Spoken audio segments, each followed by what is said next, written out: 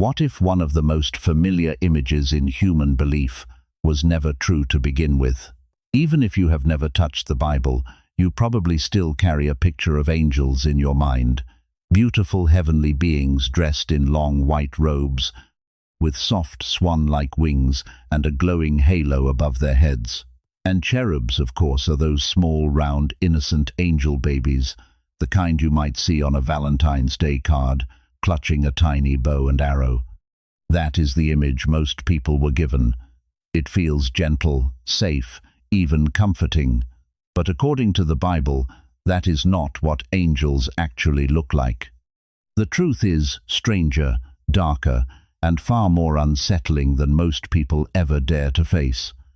These so-called biblically accurate angels are not delicate ornaments of heaven. They are overwhelming, alien, and almost terrifying, closer to something from a vision too powerful for the human mind than to the soft figures painted by popular imagination. And that is where something begins to shift. Because if the image we were given is wrong, then what are these beings really? Why do they look this way? And how did humanity get angels so completely wrong? Most people never stop long enough to ask those questions, but if you do, you may discover that what waits behind the comforting picture is not just a forgotten detail of Scripture, but a hidden truth that changes the way heaven, fear, and the sacred itself are meant to be seen. If there is one image that has been quietly sealed behind layers of comfort, it may be this one. The beings we call angels were never meant to feel so simple, so soft, so easy to hold in the mind. In the oldest biblical world, they emerge from a far older silence, from the pages Christians call the Old Testament and Jews know as the Tanakh. Texts written down in the lands we now call Israel and Palestine between roughly the 6th and 3rd centuries BCE. Though many believe the stories themselves reach back much further, into an age where memory and myth still breathe together, even the word angel carries a hidden shift inside it.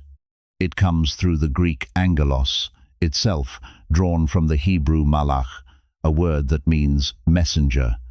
That alone changes the feeling. A messenger is not always gentle. A messenger is not always there to comfort. In these ancient writings, these beings move between heaven and earth, bearing the will of God, sometimes as witnesses, sometimes as instruments, sometimes as forces that arrive without warning and leave the human world changed forever. You may remember the angel of death in the Passover story, the one tied to the slaughter of the firstborn sons of Egypt. You may remember the angel said to strike down 70,000 Israelites, or the one who, in a single night, destroys 185,000 Assyrian soldiers. They are not soft symbols placed in stained glass to calm the heart. They carry a weight that disturbs the soul because they seem to stand where mercy, judgment, fear, and mystery touch. And yet, in many biblical moments, these messengers do not appear as monsters at all. They are not always described with wings. Often, they look like ordinary men, almost close enough to mistake for human, which may be more unsettling than if they were monstrous from the start. In later texts, such as Daniel, some even receive names that still echo through religion and culture now: Gabriel, Raphael, Michael. These are the figures most people recognize, heavenly messengers whose presence still feels almost familiar. But that familiarity is only the outer gate, because the deeper you move into the biblical imagination, the more unstable the picture becomes. The beings known as Malach are only one layer in a much larger order, and depending on which tradition you follow, they are far from the highest. In the Middle Ages, the Jewish scholar Maimonides described a hierarchy of angels, and in that ordering, the beings that look most like the angels of popular belief sit surprisingly low. And below even them, waiting at the threshold where innocence begins to break apart, stand the cherubim. And it is exactly there, at that threshold, that one of the most familiar religious images begins to collapse. The cherubim of the Bible are not the round, harmless infants painted onto greeting cards or tucked into the corners of soft, devotional art. In the biblical vision, they are something far older and more severe, beings that seem to belong to the border between worlds. The first time they appear is in Genesis, after Adam and Eve are driven from the Garden of Eden. Their role is not sentimental. They are placed there as guardians, standing between fallen humanity and the place it can no longer return to. That alone changes their meaning.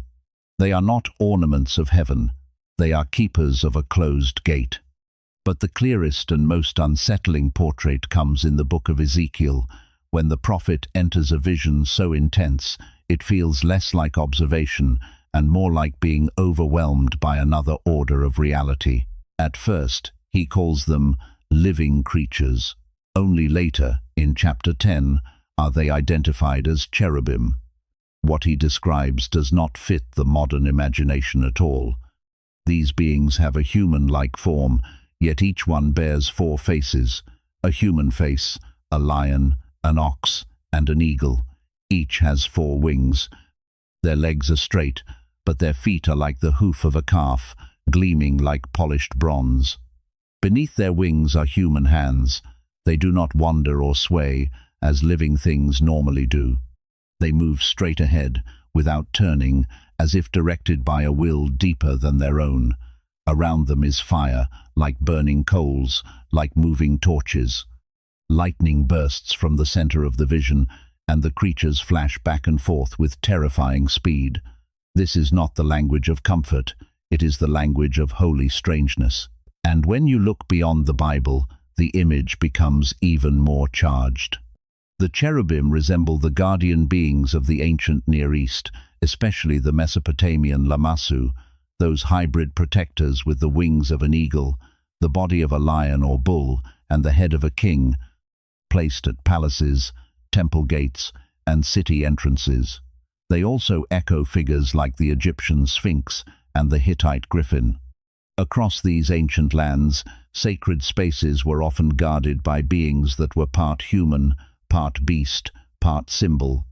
Many have wondered whether the biblical cherubim emerged from that same cultural world, shaped by the deep exchange of images and meanings that moved across Mesopotamia, Egypt, and surrounding regions. Over time, Christian art may have softened them again, perhaps blending them with forms borrowed from Greek and Roman tradition, from the visual memory of Cupid or Pluto, until their original force was almost erased. But if the cherubim stand at the gate where innocence ends, then above them the mystery only deepens, because the next beings in the hierarchy are the seraphim, and they do not guard a lost garden. They burn at the edge of the throne itself. And once the vision rises from the guarded gate to the throne itself, the language becomes even more charged, as if the mind is being asked to look into something it was never meant to hold for long. The seraphim appear in the book of Isaiah, and unlike the human-like messengers most people imagine, these beings are defined by fire, nearness, and reverence so intense it almost feels unbearable. Each has 6 wings. With 2 they fly, with 2 they cover their faces, and with 2 they cover their feet. Even in the presence closest to God, there is still veiling, still concealment, still a sense that what is most sacred cannot simply be looked at directly. They stand in attendance above the divine throne, calling to one another without end, "Holy, holy, holy is the Lord of hosts. The whole earth is full of his glory." In medieval Christian theology, seraphim came to be seen as the highest choir in the angelic order, the beings nearest to the center, the caretakers of the throne, burning in unending praise. Even their name carries heat inside it. Seraph is linked to the idea of burning, so seraphim may be understood as the burning ones. And if you follow that word further back, another layer opens. In Hebrew, saraph can also refer to a venomous serpent of the desert. In ancient Egypt, the cobra was sometimes called the flaming one, and the uraeus, the raised cobra symbol worn by the pharaoh, carried the same fusion of danger, majesty, and sacred power. So perhaps, hidden beneath the later image, the seraphim still carry the memory of winged flame and serpent force, a symbol not of comfort, but of purified intensity. And yet even these are not the strangest beings the biblical imagination preserves. That place may belong to the Ophanim, often called simply the wheels.